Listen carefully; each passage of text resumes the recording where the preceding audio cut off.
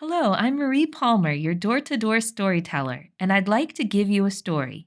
This story is called Buckwheat by Hans Christian Andersen.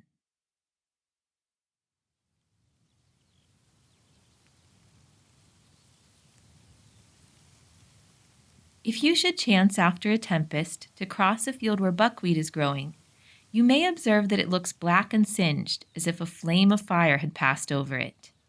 And should you ask the reason, a farmer will tell you, the lightning did that. But how is it that the lightning did it?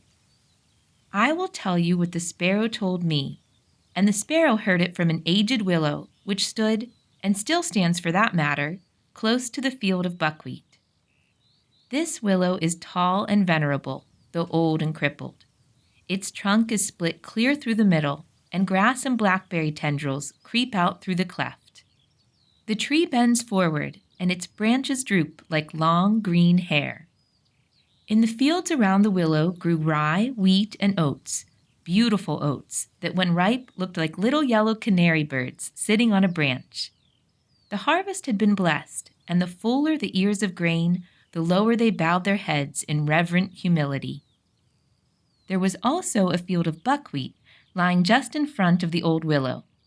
The buckwheat did not bow its head, like the rest of the grain, but stood erect in stiff-necked pride. "I am quite as rich as the oats," it said, "and moreover, I am much more sightly. My flowers are as pretty as apple blossoms. It is a treat to look at me and my companions. Old willow, do you know anything more beautiful than we?" The willow nodded his head as much to say, "Indeed I do," but the buckwheat was so puffed with pride that it only said, "The stupid tree! He is so old that grass is growing out of his body." Now there came on a dreadful storm, and the flowers of the field folded their leaves or bent their heads as it passed over them. The buckwheat flower alone stood erect in all its pride. "Bow your heads as we do," called the flowers. "There is no need for me to do that," answered the buckwheat. "Bow your heads as we do," said the grain. "The angel of storms comes flying hither. He has wings that reach from the clouds to the earth. He will smite you before you have time to beg for mercy." "But I do not choose to bow down," said the buckwheat.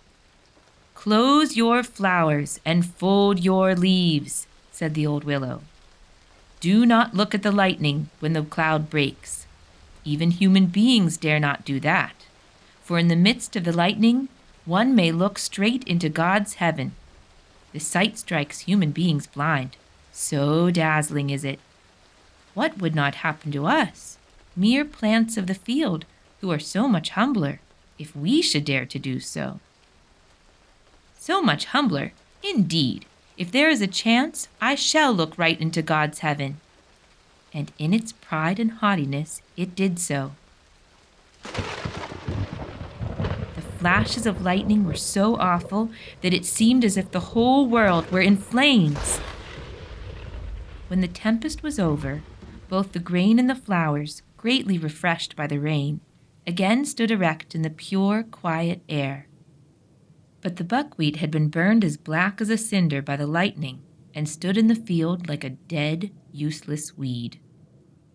The old willow waved his branches to and fro in the wind, and large drops of water fell from his green leaves as if he were shedding tears. The sparrows asked, "Why are you weeping when all around seems blessed? Do you not smell the sweet perfume of flowers and bushes?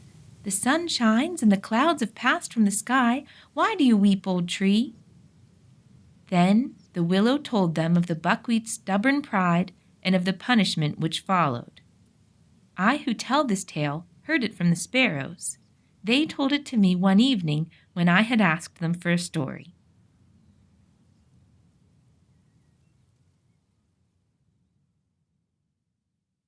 You just listened to Buckwheat by Hans Christian Andersen, read to you by your door-to-door storyteller, Marie Palmer. Thank you for listening. A production of We Are One Body Audio Theater.